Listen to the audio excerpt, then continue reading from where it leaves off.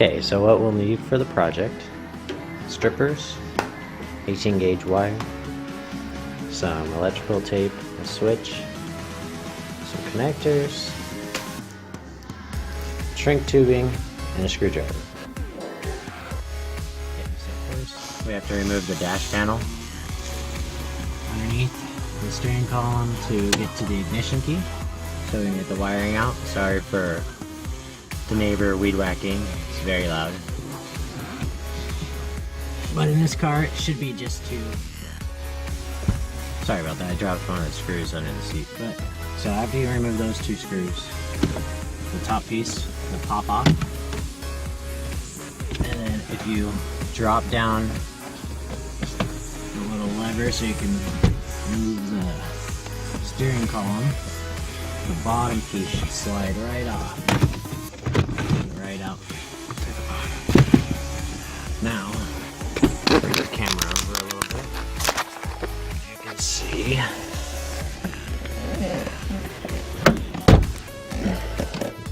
So right here, underneath the steering column, see the ignition, follow it down, and there's this little plug right here. Just push the little tab, and it'll come right out. Trying to do this all with one hand. Okay.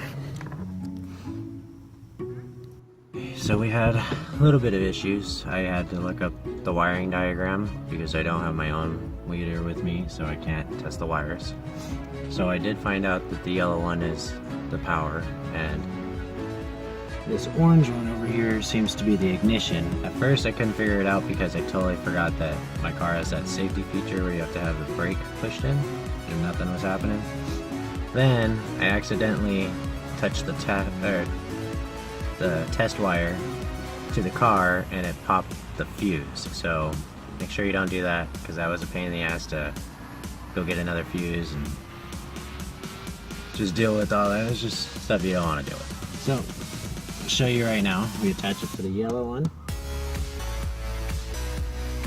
and the orange one, and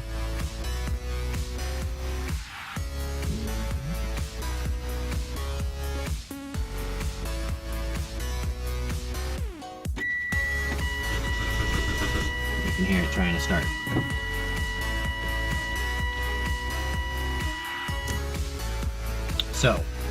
So take a look back underneath the dash. You see the plug in, plugged from the ignition. This yellow one is the power coming from the battery. This orange one is the ignition, goes to the starter. This green one is the accessories. It turns on the AC and all that stuff, radio. And then this one is just for when you're just trying to listen to the radios, this white one. So we're gonna get farther down into this wire and splice this orange one. So we want to do it far enough down to where if someone breaking into the car popped this open in a couple seconds, wouldn't just see it right away and be able to just pull it out. So let's go ahead and start that.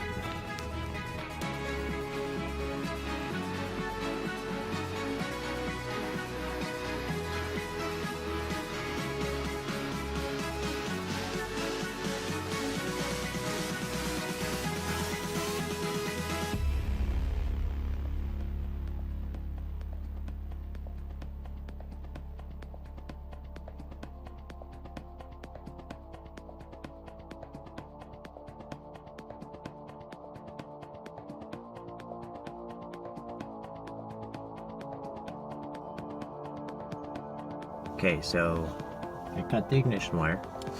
Now, if we did everything right, it shouldn't start. Nothing. Awesome.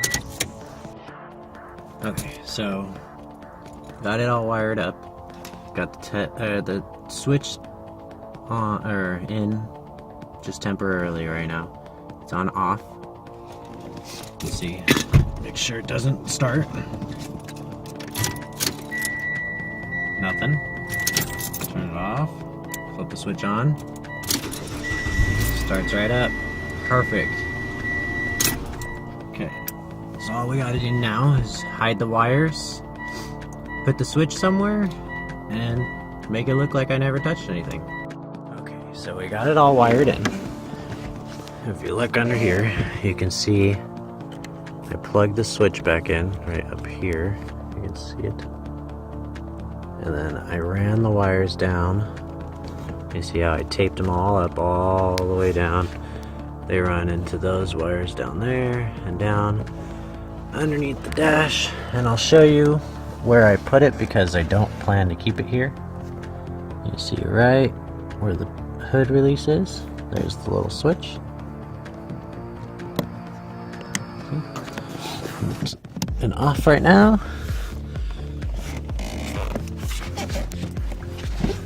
Now, you really want to take your time to cover up the wires as much as possible.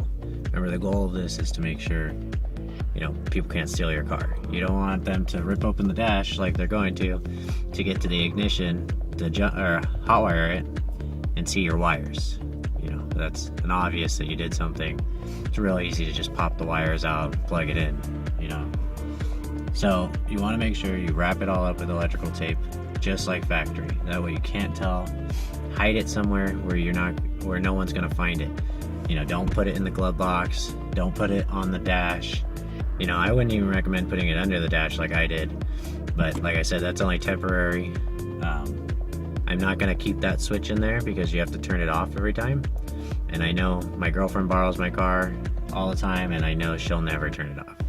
So I plan to switch it to a push button so that you have to push the button down and then start it at the same time. And then you can let go of the button. That way, every single time, the button's off on its own. But let's go ahead and give it a test real quick, just to make sure before I put it all back together. So this is with the switch off. Shouldn't start. Nothing. Nothing. Okay, we're gonna go ahead and flip the switch on. Starts right up. Perfect. There you go. You can flip the switch back off while the car is running. It doesn't matter. It only needs it for that 1 split second to tell the starter to start the engine. And yeah, so we're gonna go ahead and put this dash back together. And there you go. That's how you put a kill switch in.